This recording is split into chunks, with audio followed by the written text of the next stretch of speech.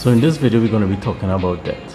Good debt versus bad debt, managing credit card debt, debt reduction methods, key debt metrics, and should you be paying down debt or investing? All right, so let's go.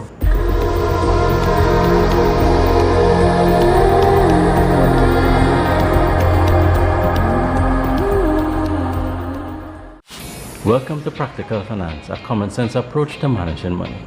If you haven't subscribed, go ahead and click the subscribe button, and as always, read the disclaimer because we don't want nobody say Tana tell me do it. All right, so let's get to it.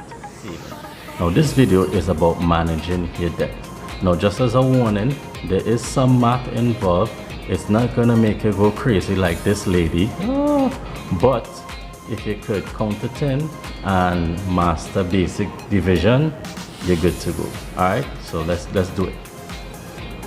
If you're a practical finance veteran, you would know that we always start with your mindset, right? So what's the mindset in managing debt? Well, personally, I hate debt, right? I hate owing anybody, whether it's money or favors, right? But debt is just a tool.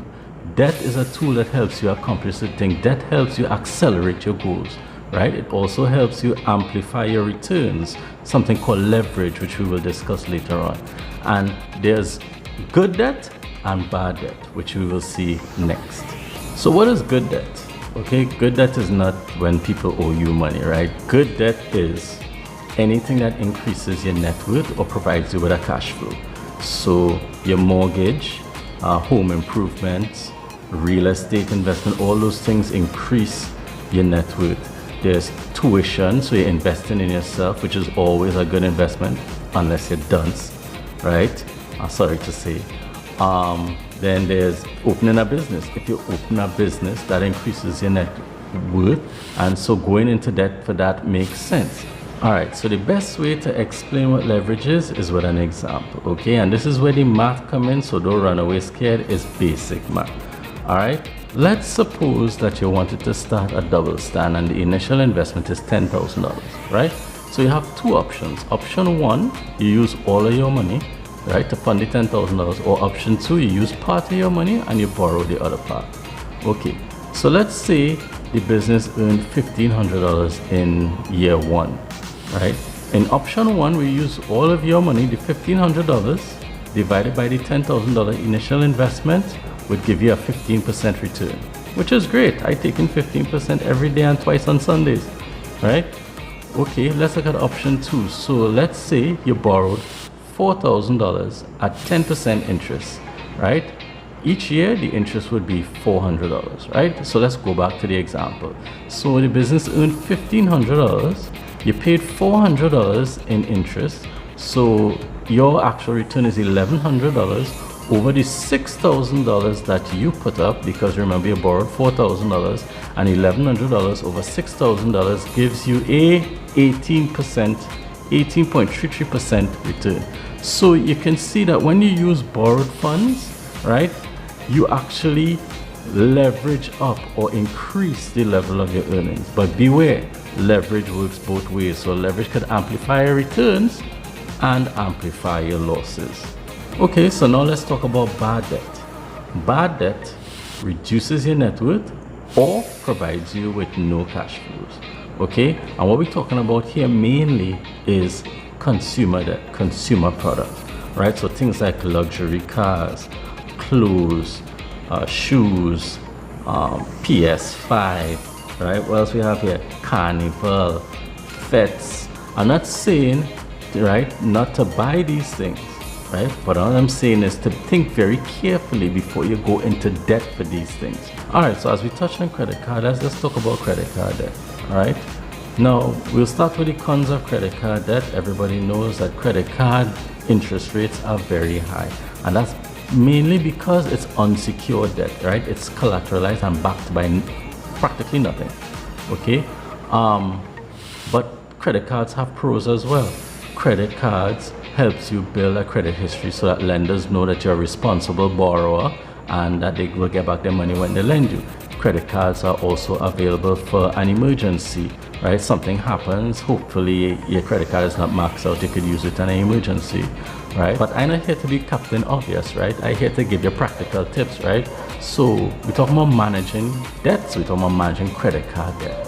All right, so my advice is don't use your credit card for big purchases. Use it for small, everyday purchases. That way you don't run up a balance that you can't manage, right? And as the next tip, try not to carry a balance forward. Try to pay off your card every month.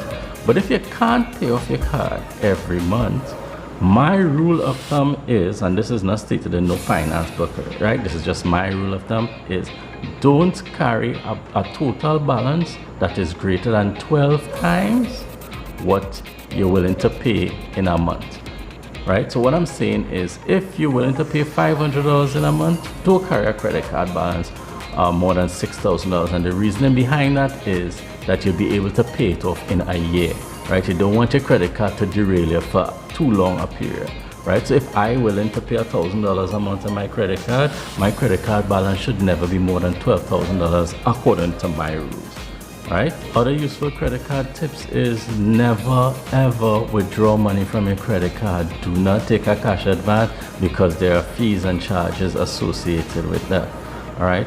Another tip is, if you go to an establishment and you're not sure about the credibility or the integrity of the establishment or the country or jurisdiction, whatever, use your credit card. Don't use your debit card, right? When you use your debit card and something happens, that money gone and that might take months to get back, right? Use your credit card, because if something happens, you can tell your bank, hey, all you sort that out. And when all you sort that out, all you get back all your money, right? Right? Because trust me, I take real months to get back money when my card gets skipped. Okay, so let's talk about debt reduction methods now, and we're going to talk about three methods mainly, right? Debt consolidation, the debt snowball, and the debt avalanche, right?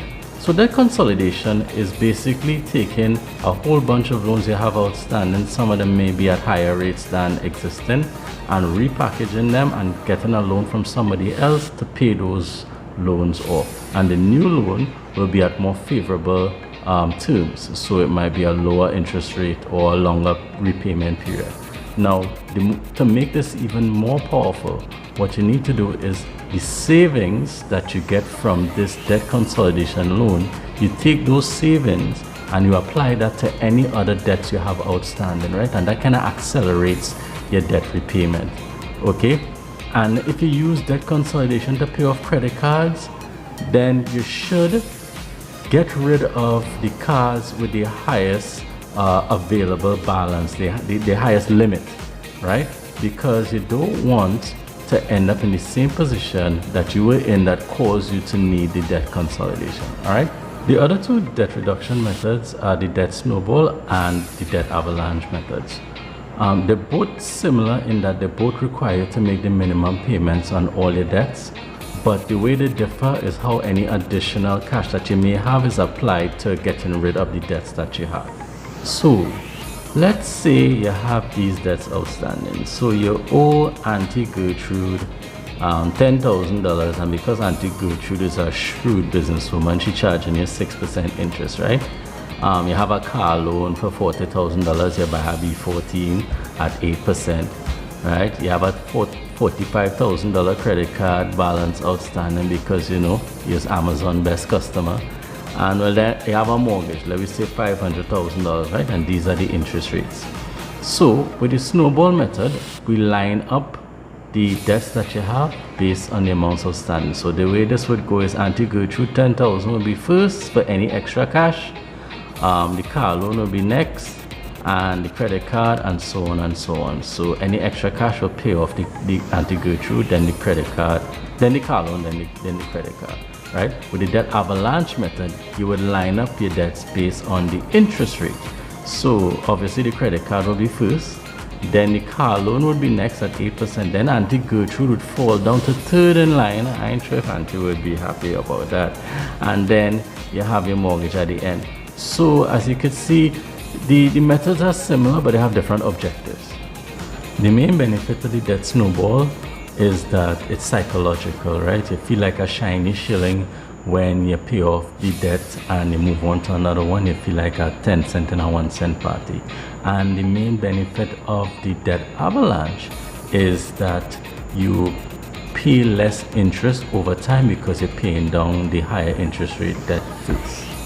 So now I just wanted to touch on the key debt metrics, or the key measures that as a borrower you should be aware of if you want to borrow money for a house, a business, a project, or anything, right? The loan to value and the debt service coverage ratios, right?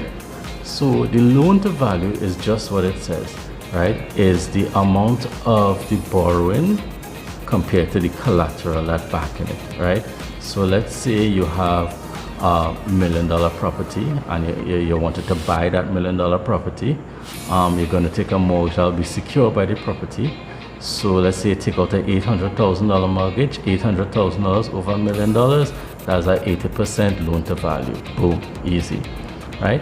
And typically loan to value for residential mortgages used to be like 80-90%, but these days there are places that are giving you 100% finances, places that are giving you more than 100% because they're financing the fees and everything else. Okay, and then the next measure that you should be aware of is the debt service coverage ratio, and that basically measures the total amount of your debt payments to your gross income, right? So you take all the money that you're paying in debt and you put it over your gross income, and that figure is what lenders use to see if you could afford to repay the loan, right? Now the typical yardstick is about 40%. Anything less than 40% is good. Most lenders might keep it down to 35%, maybe just to give you a little breathing room if you want to borrow for something else from somebody else or whatever. But 40% is the bright line you should be looking at, right? So now the $1 million question. So if borrowing costs are so low, right, maybe I could borrow some money and go and invest it in the market, and the interest rate I get in the market will be more than how much I'm paying, so I could earn that spread, and boom, rich, right? You could have your own private beach, right? But the thing about that is you have to be very careful, because yes, the market could beat the borrowing cost, but it fluctuates, it's very volatile, and you could get yourself in trouble, right? But let's just assume you already have your emergency fund covered and everything, right? If you take money and you pay down your existing debt, that is a guaranteed rate of return. So if you have existing debts at 6%, by paying that off and no longer having to pay that 6% interest, you earn 6%, right? If you take your money and you pay off your credit card at 24%, you have earned 24%, right? By not having to pay it going forward. Right? And I'm not sure what kind of investor you are, but I don't know where you will find 25%, 24.99% in the market these days, right? You might find it today and lose it tomorrow. Okay, so my thing is, if you have everything else organized, right, your debt done, paid down already, or you have a limited amount of debt at low interest rates, then fine, you might be able to do both, pay down debt and invest. All right, so you just have to make sure that you're not overextending yourself. Right, so those are my thoughts on debt and managing debt. As I always say, maybe the experts might say I'm talking total bollocks, but it works for me, and it has some kind of grounding in financial theory. So, anyway, if you like the video, click like, share the video, don't forget to subscribe, and as always, good luck.